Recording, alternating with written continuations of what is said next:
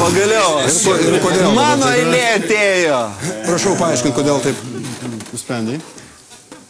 Ruslanai, kodėl tu negali garsiai pasakyti? Nu? Gerai, aš dabar Ant pasakysiu visos tai labai Lietuvos, garsiai. nu. Teko matyti, kaip jis bučiuojasi su vyru. Bet tai daro labai atsargiai. Nes... Ir tu ką tik tai Alaną apkaltinai bučiavimusi su vyrais viešoje Aš vietoje. pasakiau, teko matyti, jį besibučiuojantį. Dabar jis jau bando pataisyti situaciją. Jis ką jis prieš tai sakė, tai kad aiškiai matėte besilaižant, girtam stovė su 5 liesiais. Klaipėdoje. Ir dabar jis... Visų pirma, aš turiu draugę, aš negaliu taip bučiuotis neatsargiai. Draugą? Vienas dalykas, jo. Visi taip kalba.